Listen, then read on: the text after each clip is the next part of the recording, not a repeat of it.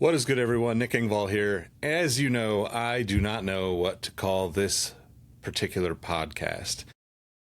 Obviously, we have the Sneaker History podcast where we talk about sneakers. A lot of times that's interviews as well, but we lean pretty heavily into the sneaker aspect of things on there. And Outside the Box obviously started as a sneaker thing, but as you can tell from the name, it's not necessarily supposed to be the normal sneaker type content. So, as I made the change to doing these solo shows a few years back and started calling it Outside the Box Conversations with Creators, that kind of is what resonates with me. I just want to talk to people that are doing cool shit, basically. And that is where I'm headed with this show. I know I said that in a previous episode recently, but I wanted to kind of reiterate that and also ask for your input on it. I've thought about calling it just Outside the Box. I've thought about, calling it the Conversations with Creators. I've thought about just calling it the Nick Engvall podcast or something. I've thought about calling it, like the name Unplanned Entrepreneur came to mind because it's kind of like all these people that are doing what I consider creative entrepreneurial things, but it's not really the plan that everybody sets out for. A lot of us have jobs, a lot of us are doing side hustles, but obviously I'm not trying to become some sort of guru about side hustles or anything. I'm just trying to learn from people, talk to people that I think are doing cool things, and take things away that I can apply to my life. And hopefully, if you're listening, you can do the same. So if you have any thoughts on that, definitely let me know. You can do that through Instagram, the Sneaker Newsletter on Substack, or reviews on these podcast channels. Wherever is easiest for you to reach out to me, I'm totally good with that. If you got my phone number, shoot me a text. If you got my email, shoot me an email. I would love to hear from you because obviously this 2026 thing for me is about being able to sustain my independence while being creative and speaking my truth, telling the stories, and introducing you to the cool people that I've met along the way. So this episode is actually with somebody you might be really familiar with because he is one of my partners in the Sneaker History podcast. Mike Guillory is on with me today to talk about his YouTube journey, his creative journey. I don't think we talk about that on the Sneaker History show much because we're always talking about the shoes and the releases and the events and all those things. But I wanted to kind of shine a light on Mike's journey because I've watched him. I met Mike before he even had a YouTube channel, and he's just really been consistent with the uploads. And he's really kind of built himself a cool little slice of the internet, let's say. So I wanted to talk to him about all those things. Obviously, we'll be kind of all over the place with this conversation too, because we're not necessarily doing the sneaker stuff. But I learned a lot about his YouTube journey that I didn't already know. We talk pretty much all the time. But this conversation is really cool because I get to learn kind of the thought process behind what Mike does, some of the things that he does that makes his life creating on a regular basis easier, which for me is definitely something I'm trying to learn as I'm cranking out 4 newsletters a week, 5 newsletters a week, cranking out YouTube videos, cranking out multiple podcasts a week. I'm just doing a lot right now. And eventually I will have to slow down from some of this stuff. But one of the things that I'm trying to do is make sure that I put a lot of effort into all of these things to see what really resonates with the people like you that have been supportive of me for so long. So without further ado, let's get into this conversation with Mike Guillory. I hope you enjoy. All right. I'm here with my guy, Mike Guillory, my co-host on the Sneaker History podcast, fellow sneaker creative who, I don't know, man, I feel like we kind of been learning the ropes for the last 5 or 6 years together on a lot of things. You started your YouTube channel, 2018, 2019, something like that, 2020? Dude, I started right before COVID. So when we did, we had been, about 9 months into the podcast. And I was just sitting at home. And I was like, you know what? I want to do this. And I give my wife credit because she's like, just go do it. He said, what's the worst that could happen? I was like, well, fair. Yep. So it was January of 2020 is when I started, which is a weird time because that's right before all the nonsense of COVID happened, and then the big YouTube boom of everyone creating a channel. So I was like, I promise I wasn't a COVID YouTuber. It's just bad timing. What do you want from me? But yeah, hey, man, you gotta take advantage of those situations and use them to your advantage anyway. You know, like I think that's one of those things that you know, in hindsight, I look back and think I don't want to say I regret much because like, man, it's been a fun ride for me, but like I do look back and think like if I would have just stuck to it and had that, you know, like that voice, having your wife say, just go for it. This is going to be a little too much information. And I don't know if I'll ever be ready to share this publicly, but the only person outside of like my brother that has seen this is Jacques Slade. I made YouTube videos, sneaker YouTube videos, like, I don't even know, 2013, 14, something like that. Wait, hold on. I didn't even know this. Yeah. I was so uncomfortable on camera. And you know, Jacques is like one of my guys. Like he was like the only person that I knew that could give me feedback and would give me honest feedback at the time. I remember the shoe was the Reebok Vision DMX, one of my favorite shoes from way back in the day. It's like one of those like kind of Iverson era. It's got the DMX, like the DMX run outsole on like a basketball shoe. But yeah, man, like it's one of those things where like there's so many moments like that. And I wanted to talk to you about this kind of stuff too, because like obviously I just started this newsletter. I'm trying to figure out where I'm going with it all.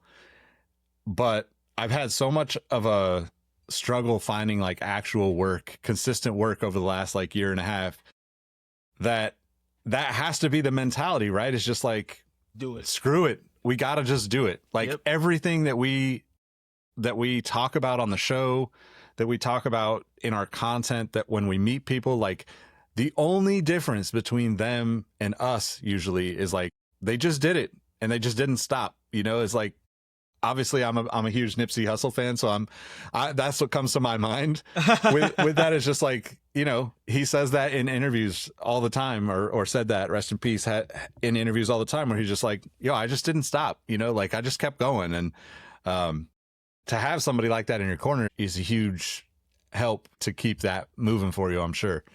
Oh yeah, man, 100%. Because I mean, I tell you, just like the ebbs and flows of, I mean, unfortunately, when you do content, you're kind of at the mercy of those algorithms for different websites. And there's times you're riding high, like, oh, this is doing great. There's sometimes it's like, oh my God, this could be any worse. Yeah. Being consistent is the main thing. And if you're going to do it, don't play to a trend. I feel like that's a lot of things that happen. People play to a trend and then they'll go viral, but then you can't follow it up. You got to be very consistent and very authentic together when it comes to your content, because it may not be on Mr. Beast numbers out there, but you know what? People don't realize that you have, let's say, starting off with 100 followers, 100 subscribers. That's 100 people sitting there talking to you, which is insane to think. An auditorium full of people, 100 people sitting there listening to you. And it just, you know, when you put it in that perspective, it's like, yeah, let me keep going and see what I can do, because someone out there appreciates this. And I think that's the mindset people have to kind of transition to, is like, oh, instead of going from I'm not here, well, look at who's watching you now. Like, you got to appreciate that somewhere.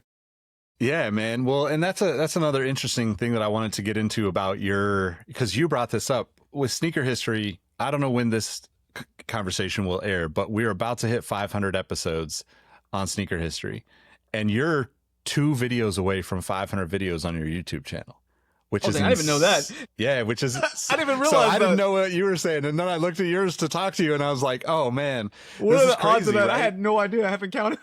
Yeah, because once you get into it, you're just going, right? You just like, hey, I'm just doing this. Jeez. And like the consistency is a part of that. And I think with sneaker history, the podcast, it's always challenging to promote a podcast, right? Because people don't necessarily want to listen to an hour every day about sneakers specifically. It's a little bit hard to like find that audience, you know, like when you have a big, you know, kind of media company behind you, like a Complex, they can be consistent. They can, you know, kind of build that, do all the things around the show that brings people into the show.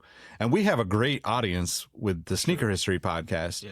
You know, we're, excuse me, we're creeping up on 600,000 downloads, which, like you said, you know, every episode is, you know, 700-800 people listening to the show. And on good ones, we might do 2,000 or 3,000 people listening to the show. And to think about that is like, it's intimidating, man. It's super like I've spoken to like groups before, like pretty good sized groups, but not 2,000-3,000 people. Right? Like that's a lot of people listening. So Yeah. with your YouTube channel, do you ever think about that? Because like I know like at first it's obviously like you said, it's like some things go, some things don't, and you're just like you got those huge ups and downs. But like looking at your channel, I remember when you first started, we would get excited because you got a couple thousand views on a video. Man, And like happy. I look at your channel now and you got like probably, 5 or 10 that are in the like 30, 40, 50,000 and up range. And it's just like the compounding effort of that effort and that consistency is what really makes it awesome. Yeah. And that's what it is. It's like it gets to, I mean, I can't replicate some of those videos. It's just they caught fire because maybe I met a need that nobody had met yet. And I think that's really, I take pride in my channel in that aspect, is like I try to find those holes that aren't being filled, those needs aren't being met. Because I mean, with sneaker YouTube, there's only so many times you can look at a Jordan 11 before you're like, all right, I get it, it's cool. Like from Jacques, I know he's more transitioned to more golf things now, but still, Jacques was one of the first ones. You got people, shout out Chris Nightwing. You got freaking Foamer and Buckets. You got people who've been doing this for so long. Tony, who've been doing this forever, and it's like people go to them first for the hype shoes. The releases are the main releases, right? Cool, I'll do it if I something I really like. But if I look at things like an A6 Japan, that is one of my highest, if not the highest, like watched video on my channel, because there's 5 videos total of that, and no one really diving into the shoe of what it is. So if I can meet that need, that's what I'm looking for, because I don't know, I'm just a person out there who I love shoes. Like they make me happy. It's just like as a hobby. And being like, I've always been kind of a weird individual of like kind of going off the beaten path. Let me find something no one's talking about. And Lord, there's like apparently 10,000 other people out there who are weird just like me. So it's awesome, I mean, it's true though. And I think that's like a really interesting thing, right? Because I wonder what you think about like the videos where, let me frame this for people that are not into sneakers that might listen to this or watch this. Like sneakers has like, let's say there's 10,000 shoes that come out every month across the board. There's like 10 that everybody talks about. And then there's like 2 or 3 that are almost impossible to get your hands on, that ultimately become like the ones that people chase, or the ones that people collect, the ones that people hate, the ones that people love. Like it's a very passionate group of people that are into sneakers. For you, if you're getting like a pair of those, like let's say 10 crazy desirable shoes out of the 10,000 that come out, is it better or worse? Because it's almost like those are such shiny objects in the sneaker space that you almost have more competition at that level than you would if you did like the A6 Japan, or like some of the Saucony stuff that you did early on, where I was like I was so excited about that, because you know how much I love Saucony.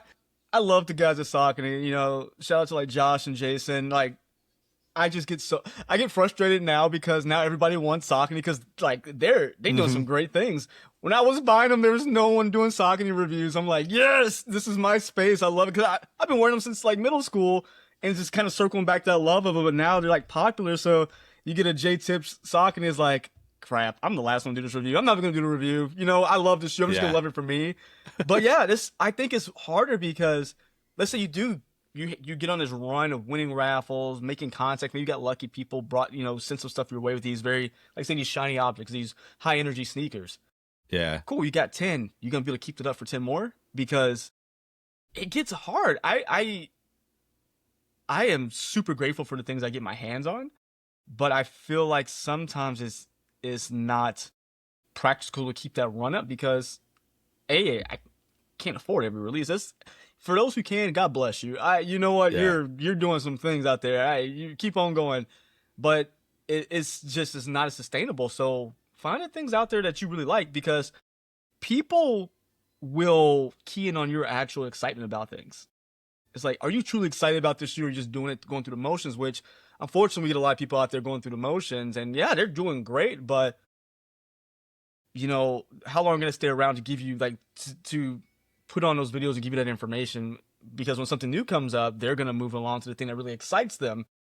And look for, you go into JD Sports, you go into Foot Locker, wherever it may be, you don't just get Travis Scott Jordan in front of you. You get all these really cool things, and there's an audience for them. So I think that being able to speak to a little bit of everything is, you know, may not be the sexy thing, but I think it's going to be the more sustainable thing. Yeah, definitely. And I think that's like, you know, I'll have to like talk to Jacques about this, and maybe see if I can get Seth Fowler to talk about this, because I know they both have, you know, they both have gone down different paths when it comes to like the releases and like getting the releases and like buying the early pairs so you have them, or paying to get it early, or you know, I mean, once you get to that level as a business, like it's just a cost of doing business. Exactly. And like, yeah. It's like, you know, people have shoes overnighted so they can work on that video before everybody else gets it out there. But I feel like that's such a hard place to compete at when, you know, I feel like content is also moving away from that, you know, like it's kind of moving towards, you know, more of a more personalized, I guess, which will ultimately mean less views, because people have to find their like people that they want to watch and like grow with. But it is really interesting to kind of think, you know, that idea of like having those shoes early is tough, because you can't repeat it all the time. It's not a guaranteed success. So if you model your YouTube channel on that, could be a really dangerous slippery slope, whereas like you're so discouraged 2-3 months into doing it that you're just like, okay, well, I'm not going to do this. Because I feel like there's a lot of people that have done that through the years, and you kind of also see it in like the resale side of things. You know, you saw that's like the big thing that happened. That's why I was like, I don't like to tell people I started my channel in 2020, because when all the resellers popped off on YouTube, I'm like, guys, I promise, don't. I'm just lying and say I started in 2019 and this was going to happen. But that's what happened. There's a lot of channels who have disappeared. They're having to trying to retool, like we were talking about, and having, you know, trying to find that footing again. And it's hard, because their whole deal was, I'm going to get people into the store. We're transaction videos. That's what I called them. I'm sure that's what a lot of people did, like transaction videos. Like, people couldn't get out the house for a while, or people who maybe are living vicariously through other people spending money. That was their thing. But now it's like, how often can you do that before people are like, all right, well, that was cool, I'm moving on to the next thing. Yeah. So like thinking about your YouTube channel, like how have you evolved like the process of like creating videos? Like, how much do you get to plan out in advance? How much of like the shots that, you know, like, because like, I know when you're first starting, everybody's kind of just figuring it out. Right. And like, you know, even with like videos that I make on, you know, my car channel and my other sneaker channel that I started like a few months back, my thought process is so different now than what it was 10 years ago, 5 years ago. Right. It's like, I think about B-roll shots. I think about like the intro. I think about like all the different aspects of a video in a way that I just don't think not everybody does until you start making the videos. Because for me, and I wonder if this is similar for you, but like without that organization, making a video is like, it's so painful. No matter how good, like unless you're like Jacques and Seth and these guys and Fomer and these guys that have been doing it for 20 years. Yeah. Like I'll be there and I'll see Jacques turn on and just be like, knock out whatever he needs to say in 30 seconds. And you're just like, what? He's like Lil Wayne in the booth. He didn't have to write it down. Like, unfortunately, I still have to write things. Like for me, it's like, I'll do that and I'll be like, okay, well, I need to re-say that. And then I'll say half the sentence over, but not the full sentence. And then when I'm editing, I'm like, well, that doesn't work. So I'm trying to redo it all and fix it all. And so like, for me, it was a really long process of realizing like, I need to be as thorough upfront about this if I'm going to make a video. And I'm not great at making videos to begin with, but I can do it now because I'm like, I learned all this with all the pain that I went through to make, 10-hour editing sessions for a 5-minute video and all that fun stuff. Oh man, like, so when I would first make videos, it would be like, okay, let me look at the shoe. Because it was straight just facts. It was like, boom, boom, boom, boom, boom, facts, this is what it is. Of course, my initial impression of it. But now I really want to try to have a conversation with people because it's more than just, oh, here's the shoe, blah, blah, blah. There's more design aspects. There's what was the, creator of the sneaker thinking in the process? Like, what does it actually mean?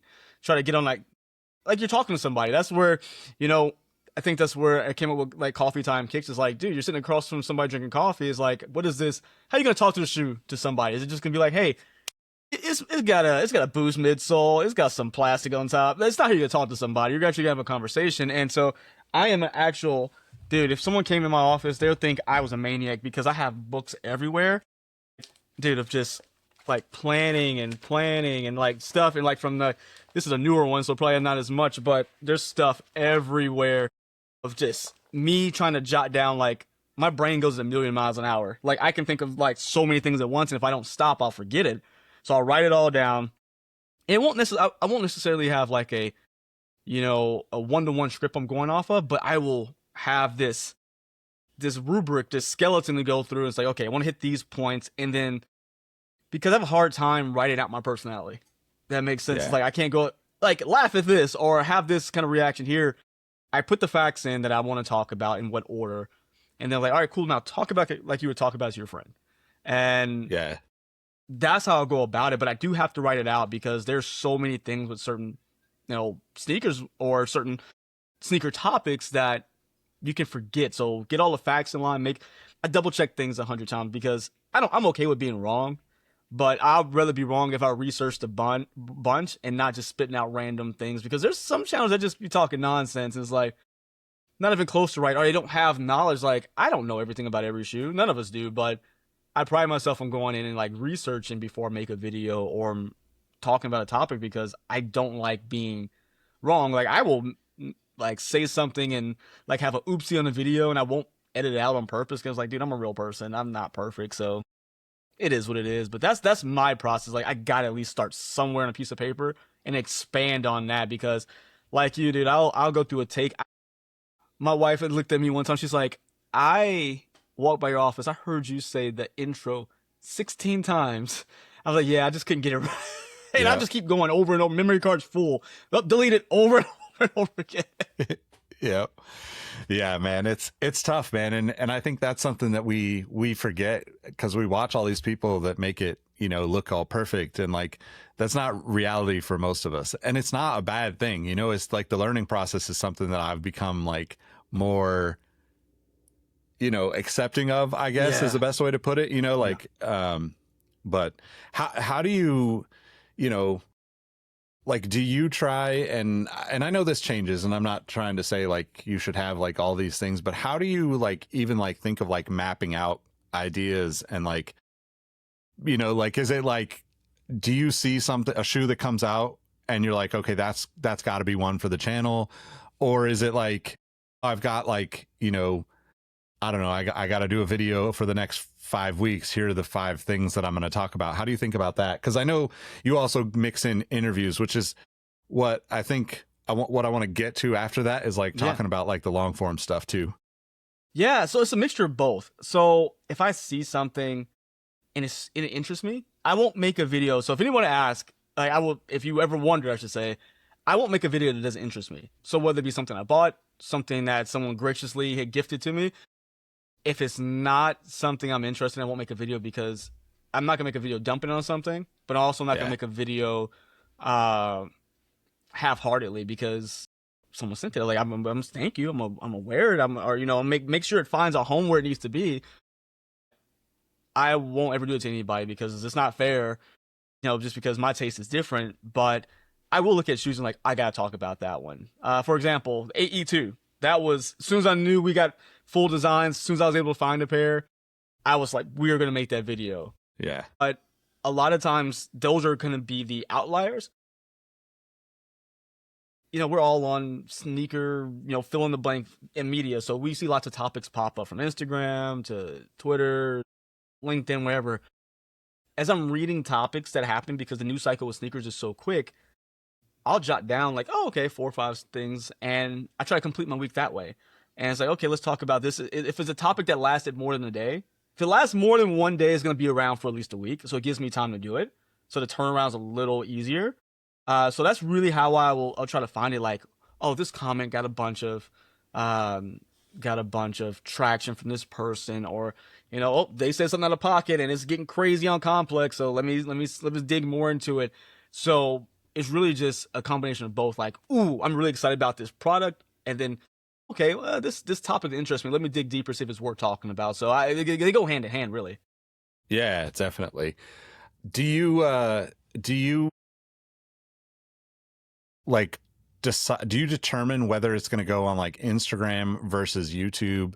Because like some topics are going to be, like for me, it looks like YouTube, or I should say YouTube never really gets like the depth of conversation, like the debate doesn't happen there. But on Instagram, that's a kind of a part of what, maybe it's not even just sneakers, it's much bigger than sneakers, but like a part of what those like short form videos do on Instagram is like create the narrative for people to debate and go back and forth or something.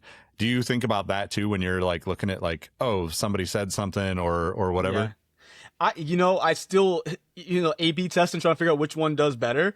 I am still kind of in that mode. Like, it's probably been about a year of me trying. So long form video, unfortunately at this point, is not the most viewed unless it's like someone's vlog or something like that. Like, vlogs are doing well, or people taking their streams and putting them on YouTube are doing well. But the attention span, which is crazy to me, of someone talking about a topic or a product for, unless they're going to buy it, is not more. It feels like maybe at max like 5 to 7 minutes, and that's being generous. Right now everything is like a 3-minute max. That's why you notice YouTube Reels or YouTube Shorts, Instagram Reels, TikToks have given you a 3-minute expansion now. It used to be 90 seconds, you're done, but 3 minutes seems to be that threshold of attention. And so at this point, I've been doing videos in 2 ways: 90 seconds, my shorts, and then 3 minutes for a longer form video. And I put them everywhere at this point. And I've been comparing numbers and metrics. So I will stagger them out within a couple hours of each other. Instagram, YouTube, TikTok, and even put them on what's that thing? X or Twitter, whatever it is. Yeah. And I will be able to see some crazy results. Like, I mean, some things will be like, boom, it just blew up like immensely on YouTube, but then it didn't do so well on Instagram, or did a lot of engagement on Twitter, but it sucked on TikTok. So I kind of I cover the gambit. Like, I want to hit everything, so that way, because I've been able to pull in support from different places. Like, you get different types of people and able to make different connections from each of those platforms. So I feel like, even though I hate the place, Twitter's giving me more person to person interaction. Instagram is definitely more brand visibility. And I can say the same thing for YouTube as well. I think those two hand in hand, brands are looking at how those are doing. TikTok, I'm never going to be a TikToker, so we will see how that engagement goes, because been up and down. Like, the video I've done, it was just the intro of my video for the Vomero 5. I got a pair, literally just the intro. Gave no information about the shoe besides showing it and saying I wore the shoe for 7 days straight. The video got 196,000 views. Yeah. No clue, but I get some real information, 10 views. I'm like, well, okay, I don't know what you people want, so I'm never going to win this battle. But hitting all of the big platforms is kind of my test right now to see which one's going to provide the best value. Do you edit differently for each one, or do you edit on each platform, or do you just edit one time and then try to get it as close to fitting? Obviously you're going to put titles and the thumbnails and the captions are going to be similar or different across platforms, but how do you think about that? So I typically have one video and I boom put it across, because I have this big thing with quality. And so I will shoot, in most cases, unless I'm out and about and I use my phone, which phones are still crazy quality at this point, but I shoot most things with my mirrorless camera. and I will edit them. I don't like to edit on my phone. It's it's an abysmal process, but I edit everything through DaVinci, make sure it's cleaned up, and then I post on everything. Everything is the same length. Everything. I will edit captions again, like you said, based on the platform to see what pulls people in. But I will say I know something that works now, and I hate it because I don't want to edit there, because Instagram has their own edits platform. If you use their edits platform to edit things, it pushes videos out more than in you bringing something in from edit from a different system, which is a stupid game to play, Instagram. But I tried it yesterday. In comparison to 2 videos I put out, one video's doing decently well, but the other one just blew up. Yeah. Because I did it through edits. That's crazy, man. So you use DaVinci. Do you use the free version of DaVinci still? Heck yeah, if I can cut costs. Man. So if anybody wants to know, I mean, you can ask me and Nick. This is a very less than minimum wage paying job. Yeah. I will say, like, and this is probably similar for you. So I'm monetized on the car channel, right? Like I got monetized within the last couple of months. Nice, dude. Congrats. And that first, check, for me, it was like about $180. Yeah. Was like, I mean, that felt like a year's salary in like emotional value, right? Because I'm with you on that. I uploaded, I wasn't even consistent, but I've uploaded, hundreds of videos on the channel, like trying to get it to that level. And I've got a couple of pretty good videos up there that are up in the like 20, 30,000 range. So like it's moving steadily, but it's such a long game, and it can be so disheartening, but the little bits of like excitement are so much bigger for me than, like I love the podcast and doing the show with you guys and doing, I've done 5 different podcasts in the last 10, 15 years. Podcast so like, master. He's everywhere. Yeah, actually, I've done more than that. I've done like 7 or 8 podcasts. Because I love just talking to people. I love hearing people's stories. I love, like, if we lived in the same city, I'd be like, yo, Mike, let's go grab coffee, and I want to hear what you're working on for the YouTube channel. Because then I can go do things and like see how it works, and I can give you feedback. And I think that's how we all collectively win faster, right? Is like the group approach to content creation, like, to me, is like, and you see it with like, I want to shout out the Soul Brothers guys, like, because they do it so well on TikTok, the back and forth, like, and you look at their page and like, they still have the same ups and downs that everybody has. But like, that to me is like, just like putting it out there and always moving forward with it is like such a it's just a powerful thing.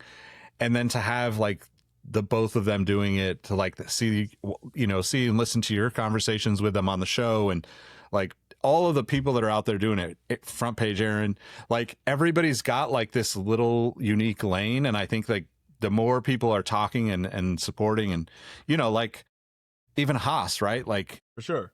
I was like on that show like 4+ years ago whenever he started, and like, I know, I was like, when he was so recording his well. apartment, and now he's got a whole set. I'm like, all right, Haas. It's so awesome to see. I'm so excited for him to like be able to do that, because then you've got to that point where you have the studio and you have the space. Now you can have people coming in.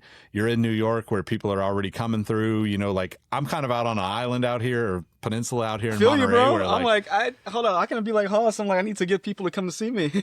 Yeah, it's cool though. Like, it's so cool to see it, because it's like proof of concept that like anybody can do this and like find their own lane.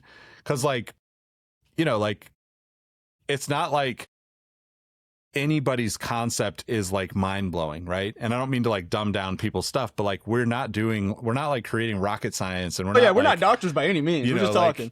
Yeah, like we're not the Mark Robers of the world building entire like crazy, scientific experiments to make videos or content. And I think that's like what's really fun about it, right? But finding the support has been always really like the ups and downs for me also kind of align with like where I'm at in like sharing that process with people.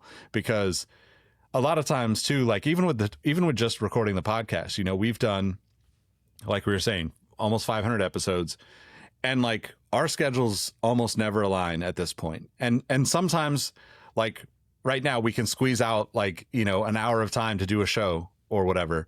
But like having the ability to to me, when our show is most successful, whether it's numbers or just the way I feel about it, is when we've been like, cool, we're going to record Thursday nights or Wednesday nights or Tuesday nights every week for 2-3 months. And like, we really get in the flow of things, and it feels like the audience also like gives us that feedback in like, you know, views and like in, you know, comments and all that stuff. So, something else that I noticed that comes into like success is like being like bringing personality. I think our best episodes of the podcast are talking about shoes, of course, that's our thing, but it could be the most random crap that we start talking about afterwards, whether it be like the MCU or again, our funniest episode I think was the freaking M&Ms. Like we went on like a 30-minute tangent about M&Ms. Is like when people can see who you are, whether it be through the podcast, you're not having to put on a character. I think that's what a lot of people fail, thinking they have to put on a character.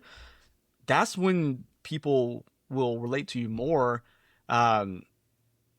So I think all the people you mentioned have their own like set personalities. Like, hey, we like these people because they have, we can relate to them on different levels, not just, oh, I'm here with the shoe. Yeah. There's so much more to it. It's like just kind of that through line to everything else. And I think that's the beautiful thing. Like you said, we could start a conversation about sneakers, but we'll be on something else 10 minutes later. And that's why, I don't know, that's what people I feel like are looking for now, just more of a personal experience, because I feel like personal connection is like, is wanted so much now because everything going on in the world, that they can find a personal connection with you through these outlets. I think that's what are making, that's why I think streamers have become so popular. Even though I'm like, I can't sit and watch them, but I think having that so-called personal connection across, you know, between the screen, I think that's what helping them to be so popular. I think it even works in like, you know, a work environment. For me, like I'm trying to build this independent lane now. I'm going to say I am building this independent lane now. There you go. You speak that into existence, Nick. Yeah. But in all the jobs that I've had, like I keep like a big like 3-pound bag of Sour Patch Kids on my desk. So people come by, get a couple pieces of candy, and I get to have conversation with them. I'm glad I didn't work with you. I would have had cavities. Hey, I had to put like one of those disclaimers at the bottom on my desk that says that, you know, I'm not responsible for risk. Yeah. But I think about that because, you know, even when I went to StockX, you know, like I ordered up like a 5-pound bag off of Amazon. And it was like, you know, let me just, you know, this just like breaks people's, like it's human, right? Like we forget because we're trying to do this, like, you know, I don't want to, performative is not the right word, but like we feel like we're having to perform to create content in a lot of ways. Exactly. But then like the M&M's episode for Sneaker History is a great example. Like so many of those shows that we didn't talk about sneakers are the ones that got the most views. And like people just wanted to know us beyond the sneakers because they see us in the sneakers all the time. It's right? a given like already, right? Like, yeah, like they don't necessarily need to know like sneakers, which is funny because like on the flip side of that, you know, like that works in like the podcast long form kind of world, right?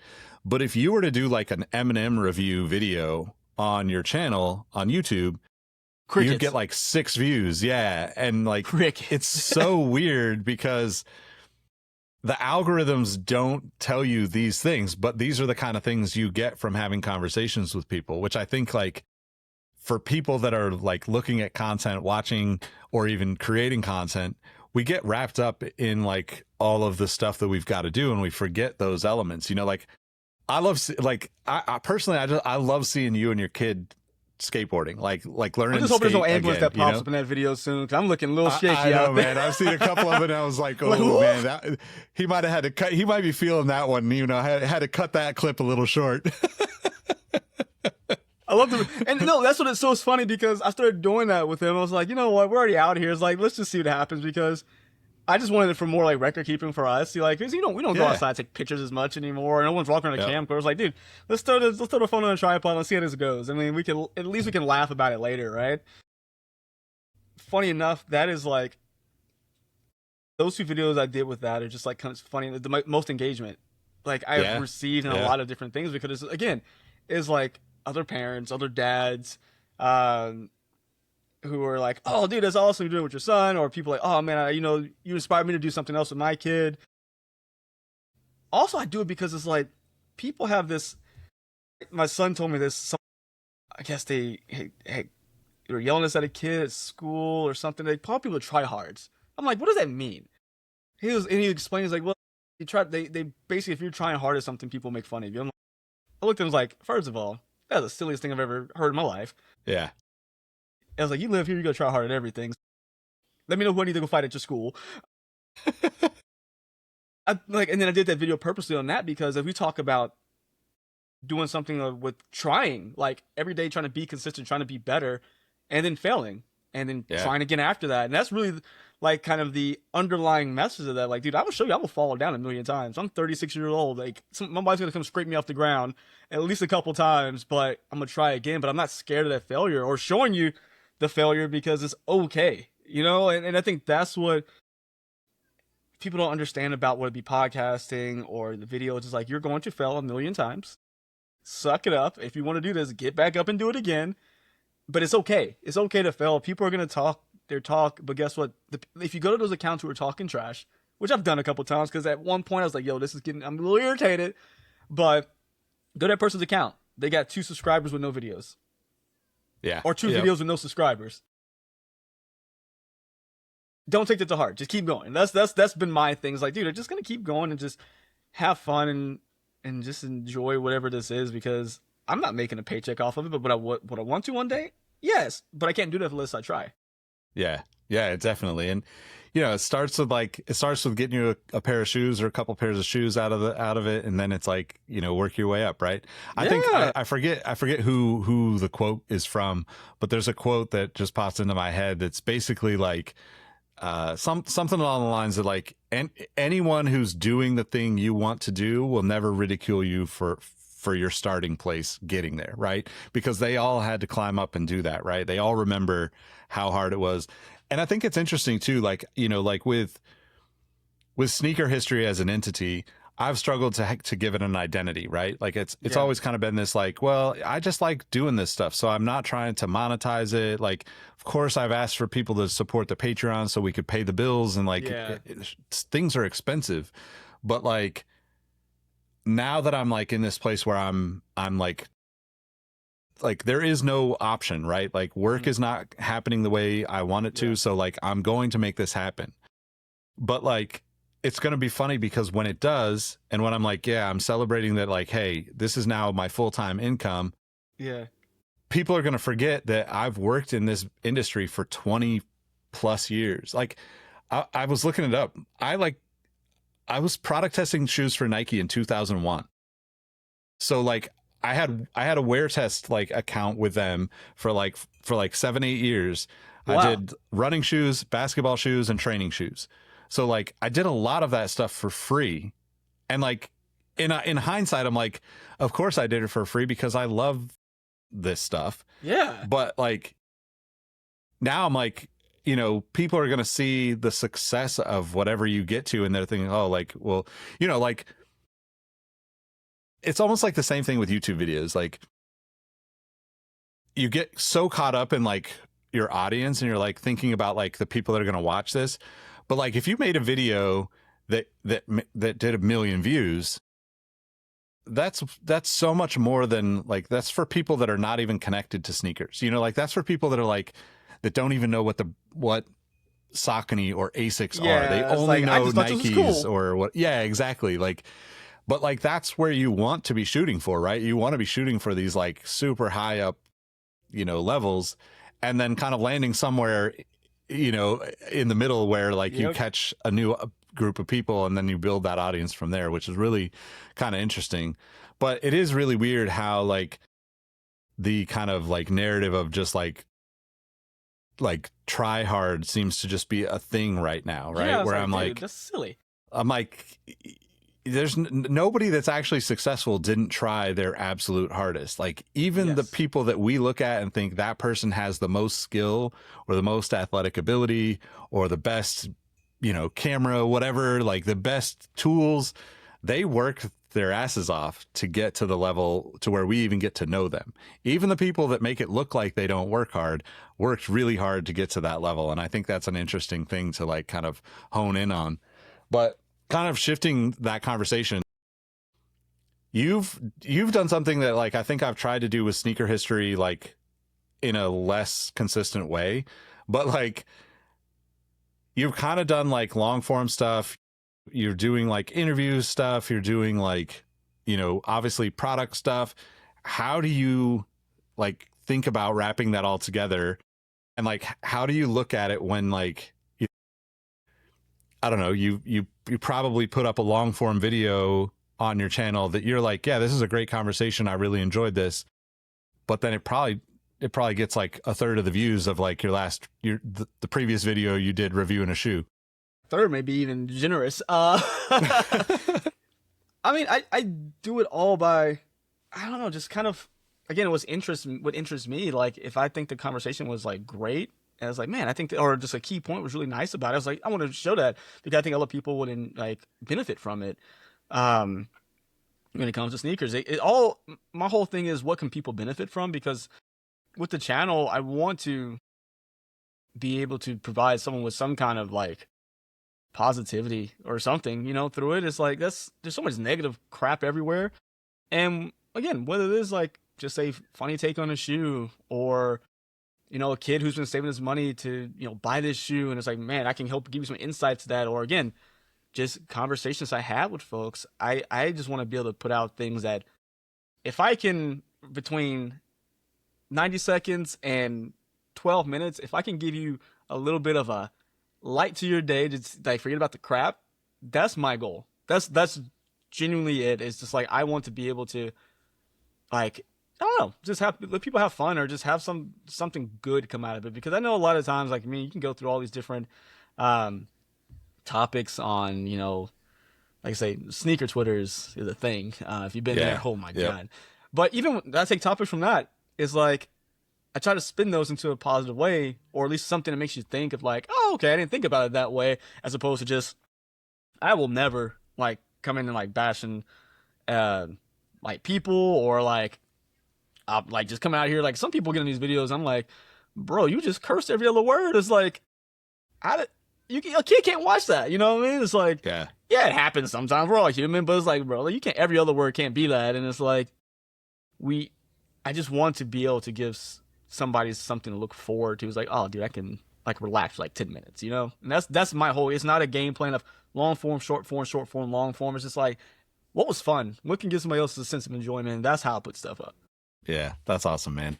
It kind of reminds me, the sneaker Twitter thing, like, it reminds me that I did that episode with Kari, when he was going to do his podcast, and I never published it. And I'm thinking like, man, I probably have like a lot of not published.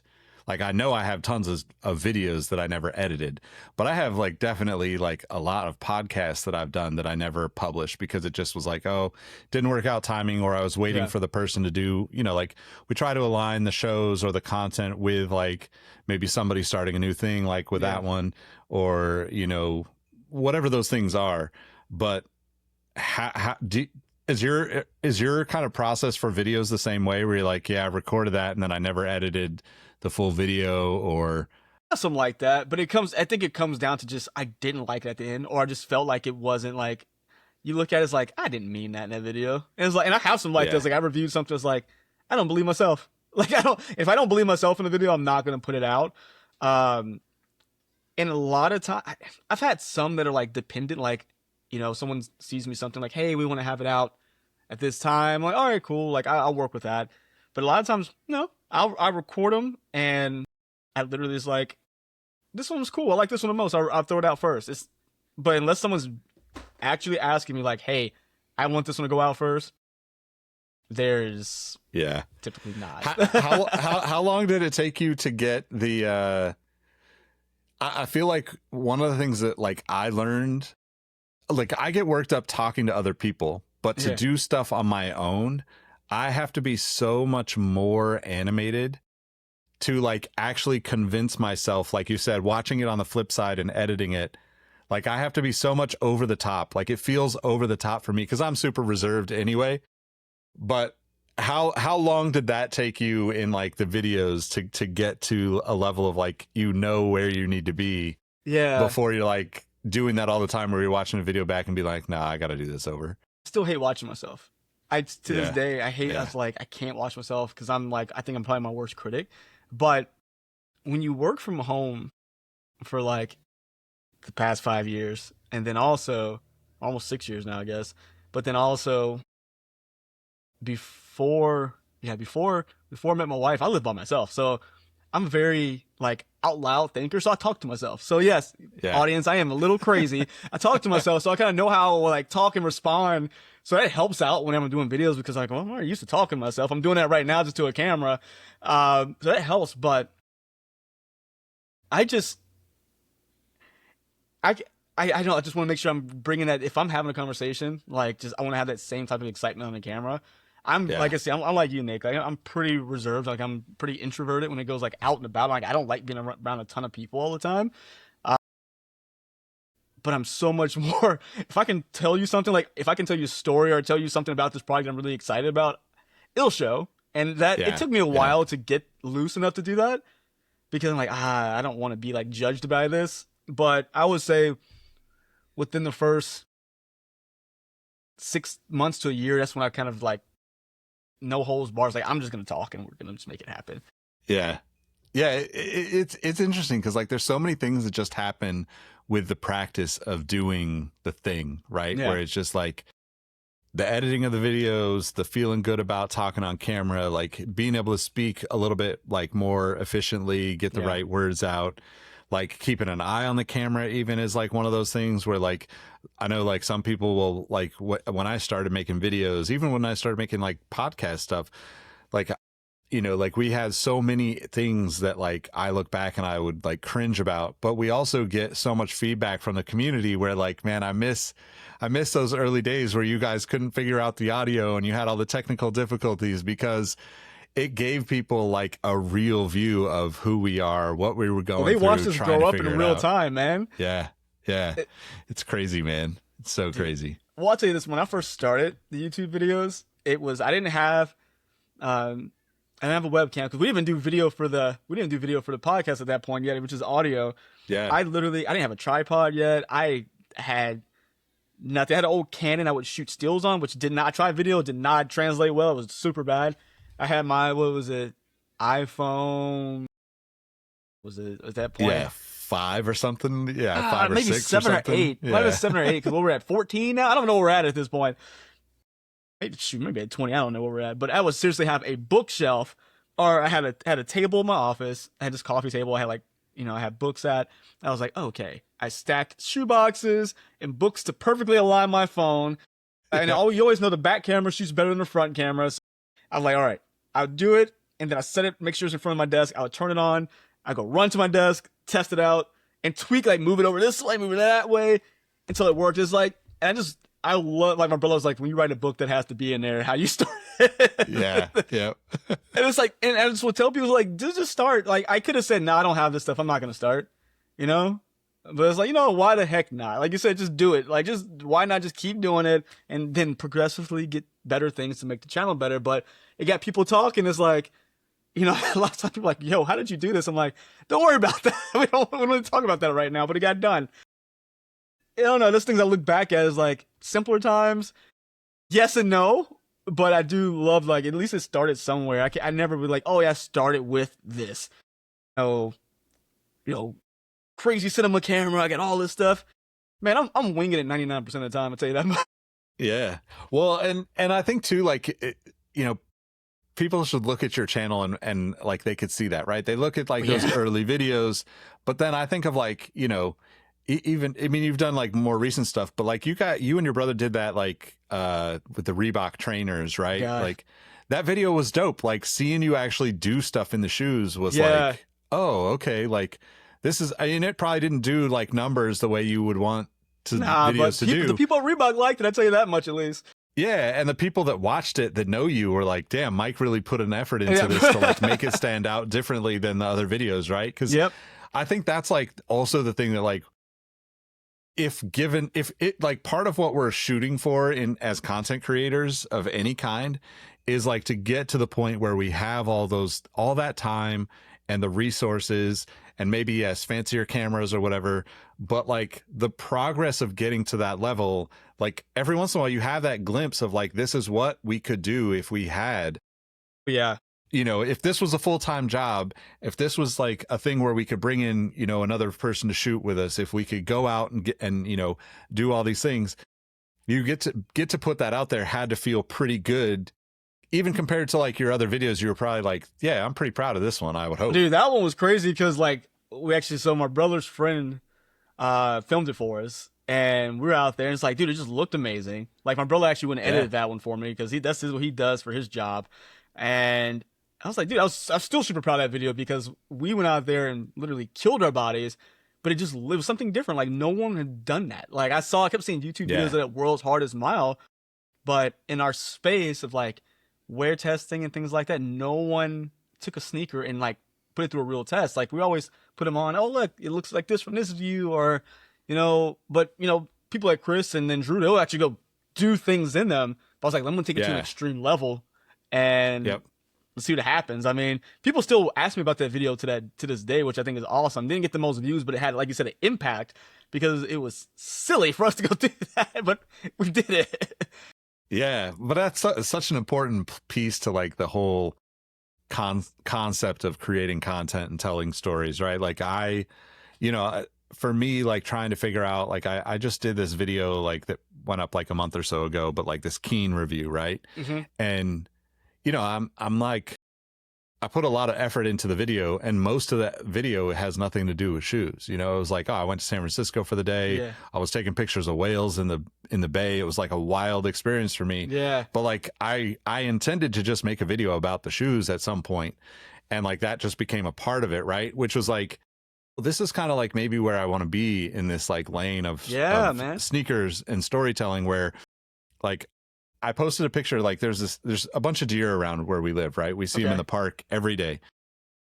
The other day, I posted a clip to a photo to my stories on Instagram. Did see that? Yeah, that big old deer sitting on the ground. I was like, big old giant buck, right? And like right on the other side, I didn't post the picture, but the doe is like right on the other side of this log. Yeah. They're like within like 10 feet they're like within 5 feet of me, within like 10 feet of each other, right off the trail. Yeah, just chilling. And like, that's like my life. That's what I'm excited to share. Yeah. But putting that out there doesn't do anything for any, you know, like just keep putting it out there. Who cares? A quarter of the people that like, you know, like not even that, like I think it had like 100 views on my story out of 14,000 or whatever followers. Yeah. But yet like, that's the way I look at life, right? It's like, to me, if I'm telling a story about a pair of shoes, I'm like, oh, this is what I saw that day. And this was I went on this walk and like, these are the shoes I was wearing, but like also this crazy, like this is a big ass animal sitting right across the trail from me, you know? Yeah. Like real life things. And that's, you know, and so that's one of the things I kind of like, I want to tie that into some of the things like I said, I'm doing like with the skating videos with my son. Yeah. I was like, well, I just got, you know, shout out to Devin and Jay over at Ruckus. They sent me over their 480. I was like, well, I got it. And I was telling Devin, like, I'm going to skate in this video because we were talking about that in our episode of the podcast. I was like, when I get these, when you send them, I'm going to skate them. He's like, do it. I was like, perfect opportunity. It was like, this is my real life. This is what I do. When's the last time we actually used shoes what they're meant for? And have, like you say, like you're out there in the bay, like photographing whales. It's like, when the last time you actually use shoes the way you're supposed to? People always are talking about the value of them. It's like, no, put them on and live life. And I think that's what I'm transitioning more into in my videos. Yeah. Like living like life in these sneakers. Like I love them. Well, there's some I probably treasure more than I should. Yeah. But for the most part, I'm going to put them on my foot and go do things. And that's like Complex Con, that video. I just want to show people my perspective of it. I didn't. That was cool. Yeah. We don't need crazy cuts. Here's my perspective of what happened. That's it. They have some cool shoes, met some cool people, of course. But you're going to get a bunch of recaps of people saying, oh, this shoe was $1,000 or I spent X amount of dollars. I spent $0 there because it costs too much. Yeah. But I'm going to show you my experience. Like, and I think that's, again, we got to keep putting it out there because I think that's going to be the thing that really puts us in a category of difference. Like, here's my experience. Here's a shoe. Here's my experience in it. And that brings that person who wants to talk about the shoe. But like you said, those million other people out there is like, oh, that's just cool visuals. Let's merge and marry those groups together. I think that's what I'm looking for. And that's something you're doing already, Nick. And it's like, I feel the most comfortable. I feel the most fulfilled when I bring videos like that out, because I'm in my natural state, as opposed to having to come put in like that hosting duty. It's like, yeah, this is what I do. Yeah, and I think that's really interesting too. And like we all kind of look at the internet and think like it's supposed to look a certain way, for better or worse. And I think like part of that works sometimes. Like people love seeing the end of year lists and debating it. Like we're recording this in December, so like we're seeing a bunch of that all over the place right now, and like that's a part of it. But like I don't know. I think it's been like 3 or 4 years for me where like I only talked about the shoes that I bought on my list, and like, or the shoes that I have in hand versus like this one that I want to go get. Yeah. And like, because the reality is we move on to the next thing, and like, did I get those? Like, probably not, like, and I think it's a great story, but also it's like, and it's a great, everybody likes to see people's opinions, especially once you start putting yourself out there. They're like, I want to know what Mike, thinks about all these shoes. I want to know what Nick thinks about all these shoes. But from a like creative perspective, it is really funny to like have this like formulaic approach to creating content when like it doesn't push us outside of our comfort zone. And that's what we really crave, right? The thing that drives me is like learning something different about it. Like, and it's not even like I have to learn some like grandiose thing. I could learn how to like lock my autofocus and be like stoked on it because I didn't figure out how to do that before. You know what I mean? Something new. We all crave the ability to learn. But like I said, people are scared to put that out there because they feel like they're going to get made fun of. It's like, no, dude, let the people talk. But self-fulfillment is what you need, and I guarantee you there's somebody looking who's scared of the same thing, but you help them to move forward some way, and that's what it's all about, I think. Yeah, man, definitely. Well, I know it's been a little bit longer than we planned for this, but it's all good. Thanks for making this happen. I'll definitely let you know when this goes out. Let me, I guess, give yourself a little shout out, plug what you're working on for the people that don't know. Oh man, it's funny being on the other side of that. Yeah, exactly. Well, first off, guys, go listen to Sneaker History. We're about to hit 500 episodes, and we have no idea what we're going to do for 500 episodes. The 500th episode, but it's going to be an episode, though. We'll tell you that much. But make sure to go check us out there. But most important, you can find me on any platform under MadWatcher789. Yeah, if you want to go check it out. My YouTube is Mike Guillory, of course. But yeah, dude, just my final thought: just go create something. Who cares what people say? Just go create something, and trust me, you will enjoy it. That's what I got to say about it. Yeah, man. I think I would reiterate that and say you also don't know when. Like you nailed it with like going out and skating with your kid. You might not look at that video for 10 years, but 10 years from now, you're going to be so proud and so happy that you actually took the time to make that video, right? Yep. And you never think of that when you're making it, but like people should think about that, because like everybody's got that unique perspective, and like I think like I feel more connected to you seeing you get to go to Complex Con is like that's something like I'm excited for you, because I know you wanted to do that for so long, man. And like just anyway, thanks for helping me figure out this new format yes, or whatever. Appreciate everybody tuning in, listening, and I'll catch you in the next one. Peace out, y'all. See you, everybody.